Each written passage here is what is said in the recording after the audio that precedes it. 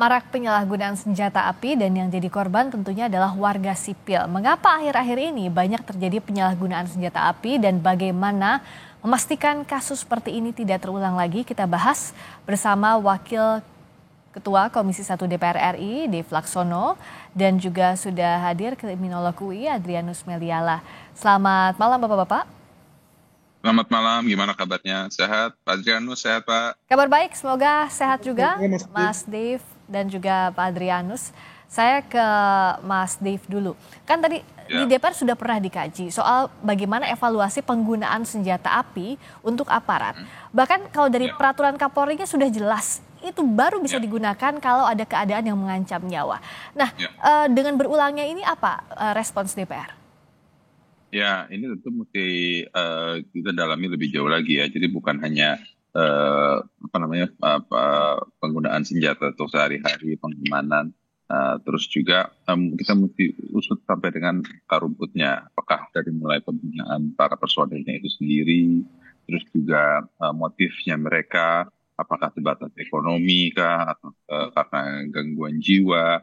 Nah, terus juga itu kan berkaitan juga dengan doktrinisasi terhadap personil TNI, mulai dari perekrutan, pelatihan, pendidikan, pembinaan, mereka yang kita percayai untuk menjaga keamanan kita, justru malah berbalik menyerang warga wajibnya dan sesuai dengan sumpahnya untuk dilindungi.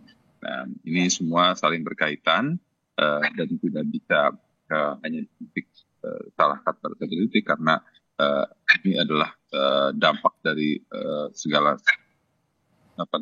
proses yang berpanjang.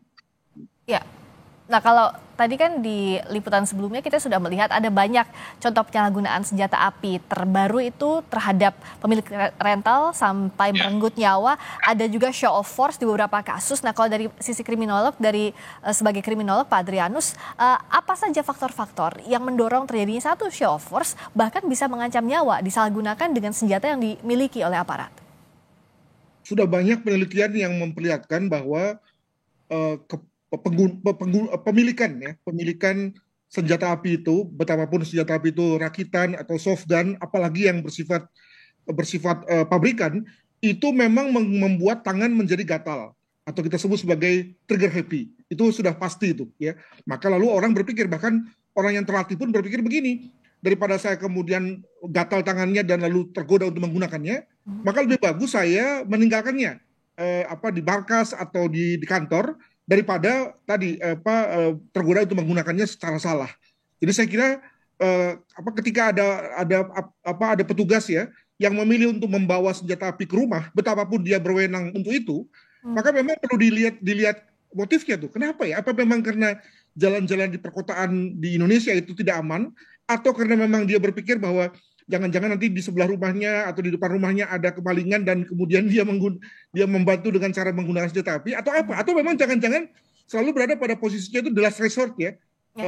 Pada saat dia terdesak dia akan gunakan. Nah, kalau memang itu yang menjadi motifnya, saya kira memang salah kalau kemudian dia membawa senjata api itu kemanapun dia pergi. Demikian. Oke, nah nanti juga kita akan masih menunggu kehadiran anggota Komisi 3 DPR RI Hasbiala Ilyas untuk kita sama-sama berdiskusi soal sejauh mana pembahasan aturan ini digodok di DPR. Tapi saya ke Bung Dev lagi. Tadi kan sudah disebutkan juga oleh Prof. Adrianus detailnya. Tapi bicara soal evaluasi, tadi Bung Dev juga kan menyampaikan bahwa ini harus ketat evaluasi perekrutannya misalnya, lalu juga bagaimana psikotes itu atau tes kejiwaan itu hal yang penting. Oke lah, itu sudah dilakukan. Kan kondisi kejiwaannya tapi berubah seiring waktu misalnya. Nah ini apa sih dalam jangka waktu dari kasus ke kasus yang sudah dievaluasi itu apa Bung Dev? Ya kalau kasus ke kasus evaluasi sejauh mana ya itu harus ditanyakan ke pihak TNI sendiri ya, kan mereka memiliki sistem dan juga prosedural untuk. Tapi sebagai mitra DPR, apakah sudah berkomunikasi soal TNI misalnya? Ya, tentu kita kan bicara kalau dengan DPR itu bicara pada makro, kepada misalnya tentang kesejahteraan prajurit sendiri, kebutuhan prajurit sendiri, lalu fungsi operasional mereka di lapangan sejauh mana.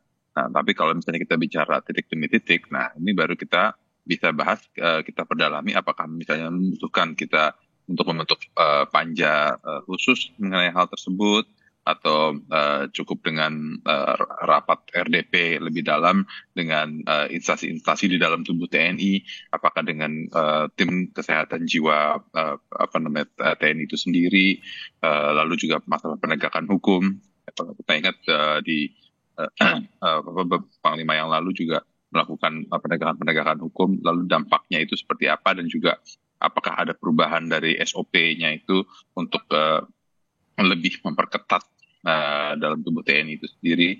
Ya hal ini yang mesti kita dalami lagi, bisa menjadi bahan untuk rapat-rapat ke depannya. Karena kan fungsi pengawasan dari DPR kan ya itu juga tujuannya adalah memastikan bahwa baik aparat hukum dan juga anggaran yang sudah dialokasikan ini benar-benar bekerja dengan baik untuk melaksanakan tugasnya.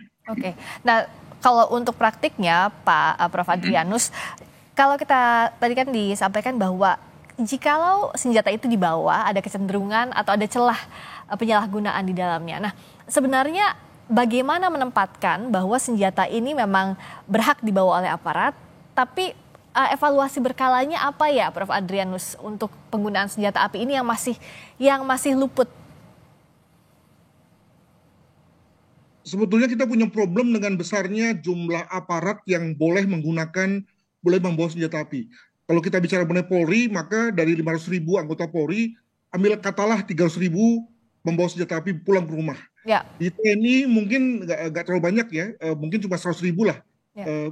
Jadi dengan kata lain 400.000 anggota Polri dan TNI yang boleh membawa senjata api. Nah, bayangkan kalau misalnya untuk tes awal saja, tes tentang eligibility, itu lalu kan nggak murah. Demikian juga tes yang bersifat replacement ya, penyegaran juga nggak murah. Ya. Nah, tampaknya kita ini belum seimbang nih Mas Dev nih, belum seimbang antara memberikan izin memiliki dengan anggaran untuk melakukan satu tes-tes yang bersifat eligibility dan juga tes penyegaran. Nah, ini menurut saya perlu ada penyimbangan.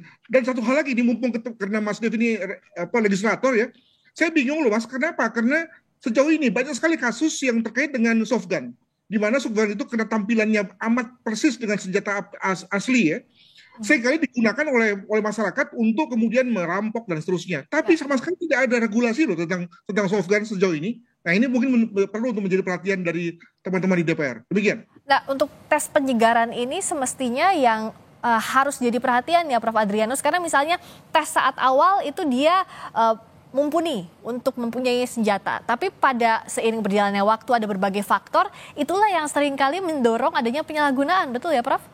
Betul sekali, dan umumnya ketika bicara mengenai Polri, saya hanya kuasai yang Polri aja nih, maka ketika misalnya mereka mau operasi, atau mau sekolah, atau mau tugas ke luar negeri, maka diadakan tes khusus. Tapi bagi teman-teman yang misalnya dalam rangka ketika sehari-harinya memperlihatkan fatih ya, memperlihatkan semacam kelelahan mental, atau ketika mengalami misalnya burnout, nah itu umumnya hanya tergantung pada ketika pimpinannya atensi aja, lalu kemudian diajak anggotanya untuk ke psikologi gitu ya. Tapi ketika pimpinannya pun juga cuek atau memang load-nya tinggi ya dalam rangka bekerja, maka biasanya bablas aja tuh mereka-mereka yang sedang stres itu. Demikian. Tadi Bung Dev bilang bahwa salah satu yang harus ditelusuri apakah ada misalnya faktor kesejahteraan di baliknya. Ini kan dari secara makro relate dengan bagaimana kemitraan antara TNI dengan DPR misalnya. Apakah dalam kajian-kajian selama ini ada arah ke sana, atau apa yang bisa dievaluasi atau yang bisa dicatat, yang bisa diperbaiki soal ini? Kenapa, Mbak? Bung Dev, bisa kemana nih? Dengar? Ya, Bung Dev, ya bisa dengar suara saya? Ya, gimana? Nah, jadi kalau tadi saya ulangi lagi pertanyaannya. Tadi kan yang juga harus dikaji adalah apakah ada kaitannya dengan hal-hal makro, misalnya kesejahteraan. Bung Dev juga tadi menyebutkan itu. Apakah sejauh ini dari catatan DPR, faktor-faktor apa saja sih yang ditemukan? Secara makronya, secara garis besarnya saja. Oke. Ya gini kan, kita kan misalnya kalau ngelihat secara besar misalnya penugasan TNI di daerah-daerah konflik ya, misalnya daerah Papua ataupun juga Poso ataupun daerah-daerah di mana ada konfliknya tinggi. Nah itu kan pasti ada tekanan mentalnya sendiri sangat tinggi, jauh dari keluarga, belum lagi ancaman akan serangan tembakan juga cukup banyak. Nah, walaupun prajurit TNI itu memang dilatih, dibina untuk menghadapi situasi tersebut, seperti tadi Prof. Adrianus katakan kan juga ada potensi fatigue lah, potensi stres juga, mungkin nggak bisa berhubungan dengan keluarga, mungkin ada pemikiran permasalahan masing-masing. Nah, itu kan saling menumpuk ya, dan itu juga bisa mengganggu kejiwaan. Nah, hal ini yang harus terus bisa menjadi bahan untuk kita perbaiki, baik apakah itu rotasinya itu dipersingkat ya, jadi nggak sampai dengan 1 tahun atau di bawah 6 bulan.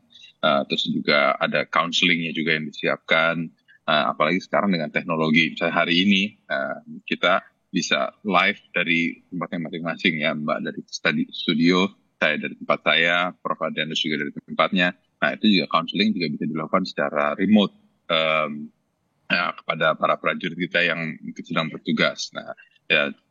Nah, ini semua kan membutuhkan suatu terobosan-terobosan tertentu, dan yang bisa juga kita bahas, juga bisa dikonsumsikan, di mana anak-anak kita, para ahli-ahli sekolah, ahli-ahli Indonesia juga sudah cukup mapan membuat program-program tersebut, dan saya yakin ini akan bisa menjadi bahan untuk melakukan reformasi di dalam tubuh TNI yang berkaitan dengan mentalitas dan moralitas para prajurit kita.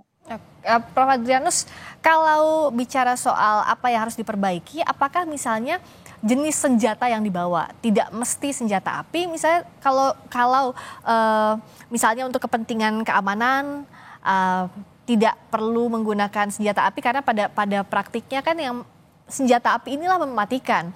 Ketika sudah ada nyawa yang diambil, tidak bisa ditarik kembali. Nah, Prof. Adrianus, apakah melihat salah satu solusinya itu? Boleh juga kalau kita bicara dengan pengalaman di luar negeri kan, yang dibawa oleh polisi kan taser ya, senjata api yang menggunakan electric shock gitu. Ya. Maka kalau kemudian kita mau seperti itu ya boleh juga, cuma kan nanti ada anggaran baru lagi. Nanti ada juga yang pusing itu meng-approve-nya gitu. Jadi saya kira tinggal terserah kita saja menurut saya. Tapi tadi menarik bahwa sebetulnya ketika tadi Mbak bicara mengenai berbagai kasus itu kan sebetulnya beda-beda, Mbak. Kayak ini bukan petugas hukum. Ya. Demikian tadi yang dicontohkan lewat di pelabuhan itu kan soft gun itu. Jadi dengan kata lain tidak bisa kita gebiah-uyah bahwa ini adalah masalah soal senjata api. Ini adalah varian-variannya yang lalu masalahnya juga beda-beda dan penanganan juga beda-beda, Mbak. Begitu. Jadi nggak bisa one size fits all ya, nggak bisa satu solusi untuk semuanya. Kita harus lihat kasuistis begitu ya, Prof. Adrianus. Betul. Nah, kalau dari DPR apa sih langkah cepat yang bisa dilakukan? Ya ini kan bicara soal preventif, jangan sampai ada kasus dulu baru dievaluasi. Karena sudah banyak juga kasus-kasus di belakang, dan tadi seperti yang kita diskusikan bahwa ini kasuistis, beda-beda satu kasus dengan kasus lainnya. Iya. Gimana, Bung Dave? Iya, nggak gini. Jadi kan tadi kan kita bicara mengenai kejiwaan, mentalitas, dan juga kelayakan seorang personil itu memegang senjata. Nah kan, tapi kita ini situasinya kan beda-beda ceritanya. Nah, apakah ini motifnya karena motif ekonomi, karena dibiayain, atau karena dia juga turut terlibat di suatu jaringan? Nah, inilah yang harus didalami dulu gitu sebelum kita melakukan tindakan-tindakan selanjutnya. Jangan sampai hanya untuk mengejar quick win kita membuat satu kebijakan yang dianggap hanya to appease the public, akan tetapi tidak memiliki dampak apa-apa. Jadi harus kita mengerti dulu persoalannya, urut dulu sampai dalam, karena mungkin kita akan lebih memahami dan bisa melakukan tindakan untuk menyelesaikan ini ke depan. Gitu. Tapi jangan didalami, tapi berikutnya tidak ada solusi ke belakangnya ya, Bung Dev. Karena kalau kasusnya berulang, berbeda kasusnya. Sama aja dong. Iya. Nah, itulah yang ditakutkan Prof. Adrianus. Sebenarnya kalau bicara solusinya harus kasuistis. Tapi secara general yang dibutuhkan apa sih? Apakah payung hukum soal penggunaan senjata api diperkuat atau apa? Ya, kembali ke posisi saya sebagai kriminolog, maka dengan adanya 400.000 ya, kurang lebih nih, senjata api organik yang beredar di masyarakat yang dibawa oleh para personil Polri dan TNI, maka berapa sih yang kemudian bermasalah? Nggak sampai 10 kok. Nah 10/400.000 kan nggak gede Mbak. Jadi saya kira jangan lalu kemudian hanya karena 10 orang yang memang ekstrim ya. Saya kira kasus yang kemarin di Tangerang itu ekstrim tuh, gitu ya. Atau yang juga kasus yang di Sumatera Barat itu juga ekstrim. Jangan sampai karena hal-hal yang ekstrim itu lalu kemudian semua masalah digebaya-uyah. Bahkan sampai ada pejabat yang mengatakan bahwa jangan bekali anggota Polri dengan senjata api lah. Nanti gimana, maling nggak takut dong kalau begitu. Jadi saya kira kembali kita harus proporsional nih, agar kemudian lalu memang anggota Polri TNI yang memang wajar memiliki senjata api itu memang mengamankan masyarakat dengan senjatanya. Nah, bagi mereka-mereka yang kemudian bermasalah, ya itulah yang kemudian dibidik untuk kemudian diberi satu tes ulang dan seterusnya. Begitu, Mbak. Ada misalnya kelayakan untuk menggunakan senjata apinya ada aparat. Tapi kalau bicara soal tidak ada goodwill dengan penggunaan senjata api sama saja bohong. Misalnya kan gini Prof. Adrianus, banyak aparat ini digunakan sebagai backing dalam kasus kejahatan apapun. Nah, ini kalau bicara soal hal ini, apa yang harus dibenahi? Nah itu kan bukan soal senjata api, itu soal pengawasan terhadap aparat itu, ya. Jadi saya kira kembali kita ya karena saya ini orang kampus, jadi fokusnya mesti pas dulu tuh gitu. Nah soal penggunaan atau pemanfaatan aparat untuk membacking, maka kan bisa juga kemudian tidak pakai senjata. Banyak kali aparat itu lalu hadir di masyarakat, tongkrongannya aja sudah bikin takut, nggak usah dia keluarkan senjata ya, atau mungkin dia nggak pakai senjata juga, tapi dia tongkrongannya saja sudah membuat orang keder gitu ya, karena dia mewakili negara. Nah itu kan abuse kan. Nah jadi saya kira itu dua hal yang berbeda tuh Mbak. Tapi bisakah ini jadi relate misalnya dengan backing sesuatu kriminal, korbannya juga warga misalnya seperti itu. Artinya ada beberapa pencegahan yang memang berbeda spektrumnya, tapi harus sama-sama dicegah gitu kan Prof? Betul sekali, makanya kembali ke awal tadi, apa sih motivasi, karena saya bukan aparat dan tidak pernah pegang senjata ya, apa sih sebetulnya motivasi dari seorang polisi TNI misalnya, membawa senjata ke rumah atau ke tempat lain gitu ya. Nah apakah karena memang di kota-kota di Jakarta tidak aman? Kan enggak juga gitu ya. Apakah karena memang mau gaya-gayaan atau karena dia khawatir dia jadi korban atau apa? Nah saya kira perlu ada semacam evaluasi tuh Mas Dev kalau mungkin ya, untuk melihat motivasi dari mereka saat membawa senjata api itu pertentangan di jalan. Demikian. Bung Dev silakan dijawab apa yang bisa dari sisi legislator. Ya, jadi gini, ini kan memang kejadian kan ever changing lagi, situasinya berkembang terus. Nah, ya tentu kita terus melakukan revisi, terus melakukan perbaikan. Karena ini masalah berkaitan penegakan hukum, terus juga kan ada undang-undang KUHP dan undang-undang pidana militer yang terkait di sini. Jadi ya bukannya cuma mau menjawab secara normatif, tapi memang faktanya ya situasi berkembang, kita terus pelajari lagi, putuskan nanti pada saat sidang yang akan datang. Kita akan rapatkan, kita akan undang dari Mabes TNI untuk kita mendalami dan kita melihat apa yang perlu kita perbaiki. Tentu jangan hanya selalu bilang wah karena anggaran kurang kita perlu itu ya. Kalau kembali ke situ ya pasti semuanya pasti nggak akan ada yang cukup, pasti akan selalu berteriak kurang terus. Nah tapi ya bagaimana dengan anggaran yang ada kita bisa menghasilkan hasil yang optimal, itu yang utama juga. Ya, solusinya berdasarkan kasus-kasus yang ada harus dibenahi satu persatu, tugas berat juga ini, tapi harus dilakukan. Terima kasih Bung Dev Laksono, Wakil Ketua Komisi 1 DPR RI. Terima kasih Prof. Adrianus Meliala, Kriminolog Universitas Indonesia. Selamat malam.